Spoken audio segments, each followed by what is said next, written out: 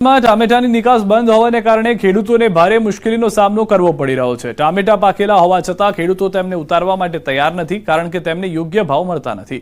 હાલ ટામેટાના ભાવ માત્ર 2 રૂપિયા કિલો સુધી પહોંચી ગયા છે। મહેસાણાના કડીના ખાખરિયા ટપ્પા વિસ્તારમાં 20થી વધુ ગામડાઓમાં ઉગાડવામાં આવ્યા છે ટામેટા, અને આ ટામેટા સમગ્ર ભારતમાં વિતરિત થાય છે। 10 વર્ષ પહેલા પાકિસ્તાનમાં ટામેટાની નિકાસ થતી હતી, પરંતુ હવે તે બંધ છે। જો નિકાસ ફરી શરૂ થાય તો ખેડૂતોને વધુ સારી કિંમત મળી શકે છે। હાલમાં 26 કિલોના 1 કેરેટની કિંમત માત્ર 60 રૂપિયા છે, જે ખેડૂતને બિલકુલ પોસાય તેમ નથી। ખેડૂતોને ત્યાં જે મજૂર આવે છે તેની મજૂરી કરતાં પણ ખેડૂતોને હાલમાં ઓછા ભાવ મળી રહ્યા છે। અત્યારે ભાવ માર્કેટમાં લઈ જાય તો જમાલપુર માર્કેટમાં લઈ જઈએ તો 70-80 રૂપિયા, તો 60 રૂપિયા ખર્ચો લાગે તો 20 રૂપિયા વધે। એના તો અહીંથી ડાયરેક્ટ ખેડૂત 30-40માં કેરેટ આપી દે, એટલે ભાડા ખર્ચા ના નીકળે એના હિસાબથી। બહાર નિકાસ થાય તો ખેડૂતને 5 પૈસા વધારે મળે એમ। મજૂરી વીઘે અમારે તો લગભગ 25,000 રૂપિયા તો મજૂરી ખર્ચો થઈ જાય, આ બાંધવાનું દોરી ને એવું બધું। તાર ને દંડાની ઓ લાવી એટલે 30 રૂપિયા તો અમારે દંડો આવે છે, તાર 100 રૂપિયા કિલો, એ બધું ગણવી એટલે અમારે વીઘે 40,000 રૂપિયા ઈ અને 15,000 રૂપિયા ઉધડ હાલે જમીનની વીઘે। અમે જે વેણીને ઘરે લાવીએ અને જે ખર્ચો થાય એના કરતાં નીચા ભાવમાં માગે છે, ભાવ મળતા નથી પૂરા અને ખર્ચો વધી જાય છે, એટલે વેણવાનું બંધ કરી દીધું છે। અત્યારે ટામેટાનો શું ભાવ હશે? અત્યારે 20થી 30 રૂપિયા માગે છે।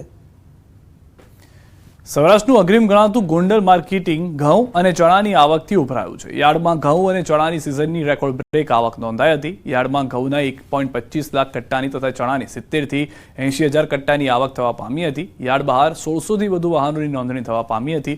હરાજીમાં ઘઉંના 20 કિલોના ભાવ ₹470થી 650 સુધીના બોલાઈ રહ્યા હતા, જ્યારે દેશી ચણાના 20 કિલોના ભાવ ₹900થી 1050 સુધીનો બોલાયો હતો।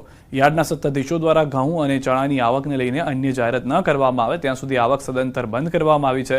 સમગ્ર સૌરાષ્ટ્રભરમાંથી ખેડૂતો પોતાની જણસી વેચવા માટે ગોંડલ માર્કેટિંગ યાર્ડમાં આવતા હોય છે। આજે આવક ચાલુ કરતા ઘઉંની આવક 1 લાખથી 1.25 લાખ જેવા કટ્ટા ઘઉંની આવક થઈ છે। સાથોસાથ ચણા પણ, એમાં સફેદ ચણા દેશી ચણા બંને મેળવી 70થી 85,000 ગુણી ચણા પણ આવેલ છે, એટલે આખું માર્કેટિંગ યાર્ડ અત્યારે ફૂલ ભરાઈ ગયું છે। આવક ચાલુ છે, સાથોસાથ વેચાણ પણ ચાલુ છે, એટલે આગામી દિવસોમાં બધાનો સેલ થઈ જવાનો છે। પરંતુ માર્ચ એન્ડિંગની તારીખ 26 થી 31 સુધીની રજા આવતી હોય દરેક ખેડૂત મિત્રોને નમ્ર વિનંતી કે નવી જાહેરાત આપણા પોર્ટલ દ્વારા ન થાય ત્યાં સુધી ઘઉં અને ચણા અત્રે લઈને આવવા નહીં, એવી તમને બધાને વિનંતી કરવામાં આવે છે।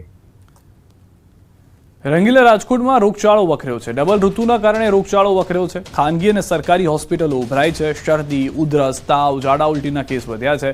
મનપા આરોગ્ય અધિકારી જયેશ વાકાણીએ કહ્યું, ડબલ ઋતુના અનુભવને કારણે રોગચાળો વકર્યો છે।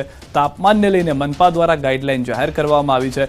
ભારે તાપમાં કઈ રીતે પોતાને સાચવી શકો, મનપા દ્વારા ગાઈડલાઈન જાહેર કરવામાં આવી છે। બાંધકામ સાઇટ પર શું ધ્યાન રાખવું તેની ગાઈડલાઈન જાહેર કરવામાં આવી છે।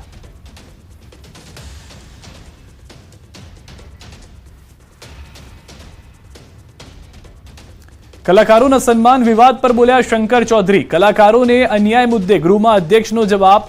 પિક્ચરના કલાકારોને બોલાવવાના બાકી, પિક્ચરના કલાકારોમાં તેમને પણ બોલાવીશું। અમિત ચાવડાએ ગૃહમાં ઉઠાવ્યો હતો મુદ્દો। અમિત ચાવડાને અટકાવી અધ્યક્ષે જવાબ આપ્યો। તો હાલમાંથી જાણકારી મળી રહી છે, જે રીતે વિક્રમ ઠાકોર નારાજ હતા, તેઓએ કહ્યું હતું કે કેટલાક લોકોને બોલાવ્યા, પરંતુ તેમને અને તેમના સમાજમાંથી કોઈને આમંત્રણ આપવામાં નથી આવ્યું, જેને લઈને પહેલેથી જ કોંગ્રેસ આક્રમક જોવા મળી રહ્યું છે। ગૃહમાં અધ્યક્ષને આ સવાલ પૂર્ણ થાય તે પહેલા જ અધ્યક્ષે જવાબ આપી દીધો છે। કલાકારોના સન્માન પર શંકર ચૌધરીએ જવાબ આપ્યો છે। પિક્ચરના કલાકારોને બોલાવવાના બાકી છે, પિક્ચરના કલાકારોને પણ બોલાવીશું। અમિત ચાવડાએ ગૃહમાં જે સવાલ ઉઠાવ્યો હતો તેમને અટકાવીને અધ્યક્ષે આ જવાબ આપી દીધો છે। કલાકારો જે અત્યારના આવ્યા હતા તે પિક્ચરના કલાકારો ન હોવાની સ્પષ્ટતા પણ થઈ ચૂકી છે। સૌથી વધારે મહત્વની વાત એ છે કે પિક્ચરના કલાકારો હવે આવશે, અથવા તો જે પિક્ચરના કલાકારોને બોલાવવામાં આવવાના છે તેમાં વિક્રમ ઠાકોરનું પણ નામ હોઈ શકે છે।